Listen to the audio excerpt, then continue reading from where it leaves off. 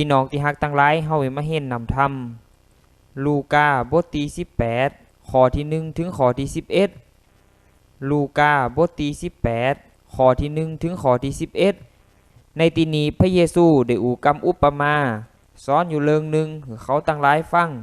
เพื่อสอนให้เขาหูว่าต้องไหววอนอธิษฐานกับพระเจ้าอยู่เสมอตลอดไปถ้าอ่อนใจพระเยซูได้อูว่าในเมืองหนึ่งมีกุนว่าความอยู่กุนหนึ่งมีกุนตัดสินความกุนหนึ่งตีมได้โกพระเจ้าแล้วก็ได้หันแก่มนุษย์ในเมืองนั้นมีแม่หมายกุนหนึ่งมหากุนตัดสินว่าความนั้นแล้วก็ว่าขอให้ความยุติธรรมแก่ข่อยในการไปว่าความเลาะแล้วก็ฝ่ายกุนตัดสินว่าความนั้นก็ได้เฮ็ดอยู่นาน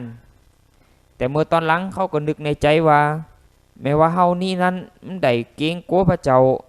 มันได้หันแก่มนุษย์แต่ว่าแม่หมายกุนี้มาโกนใจเฮานั้นตุกใจเฮาให้ความยุติธรรมแก่นางเพอว่าเหมือนนางนั้นมาโกนเฮาหลายเตอเฮานั้นรำคาญใจและพระเยซูก็ได้บอกว่าฟังกำกุนตัดสินว่าความคุณธรรมนี้เดอูนั้นพระเจ้านั้นจำหือความยุติธรรมกับกุนดีพระเจ้าพระองค์นั้นได้ทรงเลิกไว้กุนตีไหวว่อนขอพระเจ้าตึงกลางวันกลางคืนนะพระเจ้านั้นอดใจไว้นานนะเฮาบอกถันต่างหลายว่าพระองค์นั้นความยุติธรรมแก่เขาโดยเร็วโดยไวอันนี้เป็นคำที่พระเยซูได้สอนเป็นคำอุปมาพี่น้องที่ฮักในมือเฮานั้นเป็นคริสเตียนการไหวว่อนอธิษฐานนั้นเป็นเรื่องที่สำคัญที่สุดและอีขาดก่อมใดเพราะว่าเฮานั้นได้คุยได้จ้ากับพระเจ้าเนี่ยก็ตั้งที่เฮาไหวว่อนอธิษฐานกับพระเจ้าและเฮาได้ยินคำที่พระเจ้ากับเฮานี่ก็ตั้งที่เฮาได้ไหวว่อนอธิษฐานนี้และเฮาก็ได้เฮ็ดสร้างความสัมพันธ์กับพระเจ้าโดยที่เฮานั้นอธิษฐานไหวว่อนกับพระเจ้าเพราะว่าความสัมพันธ์ของเฮากับพระเจ้านี้เป็นความสัมพันธ์ที่มีชีวิตอยู่ถ้าคนใดคนหนึ่งที่เขาบอกว่าเขาเจอพระเจ้าหรอแต่เขานั้นเกยไหวว่อนอธิษฐานเลยและเขาก็รู้สึกว่าต้องการที่จะไหวว่อนอธิษฐานถ้าปิ้นมันอีนั้นขอให้เฮานั้นกึดต้องว่าเฮานั้นเจอพระเจ้ามันซื่อเฮาเจอพระเจ้ามันซื่อ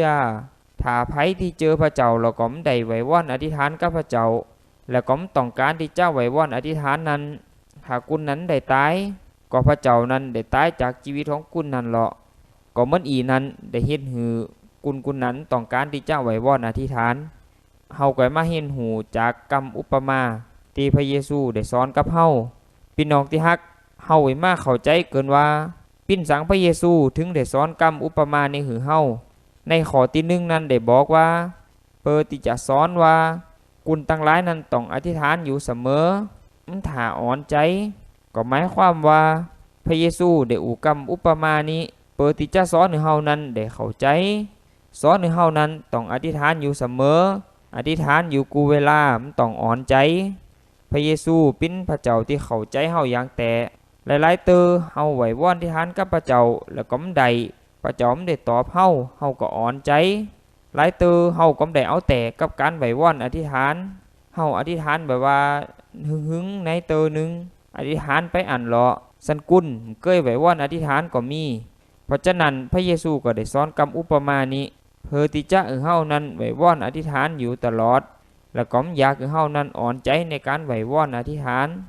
เพราะฉะนั้นพี่น้องที่ฮักข่อยก็หูว่าชีวิตการไหวว่อนอธิษฐานกับพระเจ้าของพี่น้องนั้นเป็นมันซื่อพี่น้องนั้นได้ไหวว่อนอธิษฐานกับพระเจ้าอยู่ตลอดเวลาอยู่เสมอหรือว่าพี่น้องนั้นอ่อนใจในการไหวว่อนกับพระเจ้าหรือว่าพี่น้องนั้นนานๆหึงในไหวว่อนเตอหนึ่งหรือว่าพี่น้องนั้นได้ไหวว่อนกับพระเจ้าก็แล้วว่าเป็นมันซื่อเมื่อเฮานั้นได้ยินคำตีพระเยซูได้สอนเป็นคำอุปมาเฮานี้ก็คือเฮานั้นได้ต้องตัวของเฮาเนื้อถ้าเฮานั้นย้ำได้ไหวว่อนอธิษฐานกับพระเจ้าถ้าเฮาอ่อนใจเมื่อเฮาไหวว่อนอธิษฐานกับพระเจ้านี้หรือว่าเฮานั้นได้อธิษฐานตลอดเวลาหรือว่าหึงในอธิษฐานเตอหนึ่งก็ขอเฮานั้นได้แก้ไขเป็นไหมตั้งแต่เดียวมือขอเฮานั้นไหวว่อนอธิษฐานกับพระเจ้าอยู่ตลอดสม่ำเสมอ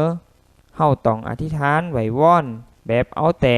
ถ่าเฮ็ดเหมือนลินแล้วต้องอ่อนใจในการไหวว่อนกับพระเจ้า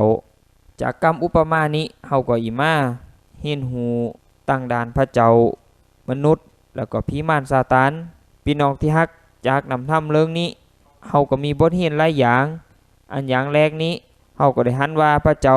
ปิ้นผู้ตีก้อยฟังกรรมวิงวอนของเฮานี้กุนตัดสินว่าความนี้ยอมฟังกรรมของแม่หมายกุนนี้มันซื่อยอมตัดสินว่าความหือแม่ยิงกุนนี้มันซื่อพระเจ้าของเฮานั่นก็ก้อยที่จะฟังกรรมไว้วอนของเฮาเหมือนกันพระเยซูได้สัญญากับเฮากุนว่าหาแล้วก็อีปะต่อยแล้วก็อีไข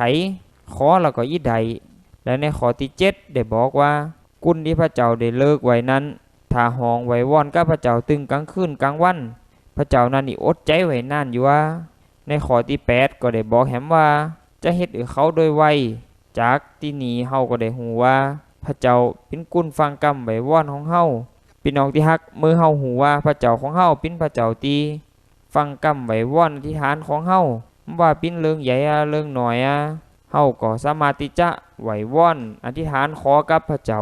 ฝากไว้กับพระเจ้าคือพระเจ้าเป็นผู้ช่วยของเฮาพี่น้องที่ฮักจากนำธรรมเรื่องนี้เฮาก็มีบทเรียนแห่งอย่างหนึ่งว่าพระเจ้าเป็นผู้ติมแต่อดใจไว้นานแต่เฮานั้นได้ไหว้วอนขอเหมือนแม่หมายกุนี้และพี่น้องแม่หมายกุนี้เขาได้ขอเหมือนซื่อในที่นี้เขาได้ขอแบบว่าไปห้องขอตึงกลางวันแล้วก็กลางคืนขออยู่ตลอดเวลาขอแบบได้อ่อนใจถ้าเฮาได้ไหว้วอนอธิษฐานขอกับพระเจ้าถ้าเฮาขอมันอีกก็แน่นอนหรอกพระเจ้าก็ได้หือเฮาด้วยไวเพราะว่าพระเจ้าได้เป็นพระเจ้าที่อดใจไว้นานหลายเตอเฮาขอมใดเฮาก็ต้องโตตัวเก่าเพราะว่าเฮาได้ขอเหมือนแม่หมายกุนี้ไปขอถึงกลางคืนกลางวันขออยู่ตลอดเวลาขอแบบได้อ่อนใจแต่ว่าเฮานั้นได้ไปขอแบบว่ามีพิธีกรรมเฮาอธิษฐานไหว้วอนกับพระเจ้าเหมือนว่านานๆหึงๆในเตอหนึ่งเฮาอธิษฐานกำเดียว2นาที5นาทีก็อ่อนใจหรอมข้าไหว้วอนอธิษฐานต่อไปแฮมหรอหึงใน2-3วันกึดใดก็มาไหว้วอนกับพระเจ้าเตอหนึ่งอันนี้หรอที่เป็นปัญหาหึงในมาไหว้วอนกับพระเจ้าเตอหนึ่งพระเจ้าก็จะหึงในหือเฮาเตอหนึ่งเพราะฉะนั้นพี่น้องที่ฮักถ้าเฮาเอาแต่ในการที่ไหว้วอนขอกับพระเจ้าพระเจ้าก็ได้เอาแต่ที่ในการที่หือเฮาเท้าห้องขอกับพระเจ้าพระเจ้าก็ได้หือเฮาถ้าเฮาไปฝ่าวกับพระเจ้าพระเจ้าก็ได้ฝ่าวหือเฮาฝ่าวตอบเฮาเพราะฉะนั้นขนุนใจพี่น้องกุลว่าหือเฮาเอาแต่ในเรื่องการไหว้วอนอธิษฐานกับพระเจ้าเหมือนกับแม่หมายกุนี้ได้ห้องขอตึงกลางวันแล้วก็กลางคืนขออยู่ตลอดขอแบบได้อ่อนใจขอเหล่าเตอนี้มันได้ถ้าขอแล้วมันเดียวนี้มันได้เตอก็ต้องขอไปแหมมันถ้าอ่อนใจพี่น้องที่ฮักจากนำธรรมเรื่องนี้เฮาก็มีบทเรียนอย่างหนึ่งว่าพระเจ้าเป็นผู้ว่าความตียุติธรรมในข้อที่8ได้บอกว่าเฮาบอกฐานต่างหลายว่าพระเจ้าพระองค์นั้นจะได้หือความยุติธรรมแก่เขาโดยไวพี่น้องที่ฮักในโลกนี้มีเรื่องหลายเรื่องที่ได้ความยุติธรรมแต่พี่น้องที่ฮักพระเจ้าของเฮานั้นเป็นพระเจ้าที่ยุติธรรมถ้าเฮามีพระเจ้าองค์นี้อยู่กับเฮาว่าหลายเตอนั้นกุนอื่นหือความยุติธรรมกับเฮานั้นในการทับใจพระเจ้าในการไปเป่าประกาศข่าวประเสริฐปะใส่ความยุติธรรมพระเจ้าก็จะได้หือความยุติธรรมกับเฮาเมื่อฮอดเวลานั้นเพราะฉะนั้นในเมื่อเฮาเป็นคริสเตียนเฮาก็ต้องไหว้วอนขอกับพระเจ้าเผอกุนตีเฮ็ดกับเฮาติมได้มีความยุติธรรมนั้นก็ป้อเลาะพี่น้องที่ฮักจากนำธรรมเรื่องนี้เฮาก็มีบทเรียนอย่างหนึ่งว่าถ้าพี่น้องเป็นกุนที่มีอำนาจเป็นกุนตัดสินว่าความต้องหือความยุติธรรมกับกุนกุนว่าเขานั้นเป็นไผมันต้องเป็นเหมือนกุนตัดสินว่าความกุนนี้แม่หมายกุนนี้ได้มาขอความยุติธรรมอยู่หึงเหรอแต่ว่าในข้อที่4กุนว่าความกุนนี้ย่อมตีเฮ็ดอยู่นานอยู่หึงเกินสุดท้ายเขาก็ได้ว่าความหือกับแม่หมายกุนนี้แต่ว่าท่าทีของเขานั้นถูกเพราะว่าเขาได้ว่าความหือแม่หมายกุนนี้ก็เพราะว่าเขาใครหือแม่หมายกุนนี้มาโกนใจมากิ้วเขาเฮ็ดให้เขานั้นตุกใจรำคาญเพราะฉะนั้นพี่น้องที่ฮักในมือเฮาเป็นคริสเตียนนั้นถ้าเฮามีอำนาจในการปกครองหรือว่าเป็นกุนว่าความบ่เฮาเฮ็ดสังเฮาถ้าเป็นเหมือนกุนว่าความกุนนี้เพราะว่ากุนที่มีอำนาจหรือว่ามีตำแหน่งอันสูงนั้นหรือว่ากุนมีอำนาจในการปกครองดูแลก็เป็นกุนที่พระเจ้านั้นได้แต่งตั้งและได้เลิกขึ้นมาที่พระเจ้าได้แต่งตั้งได้เลิกเขาขึ้นมาในการปกครองนั้นพ ระเจ้าต้องการให้เขานั้นใจความยุติธรรมในการปกครองมันใจว่ามีความยุติธรรมกันแล้วในการปกครอง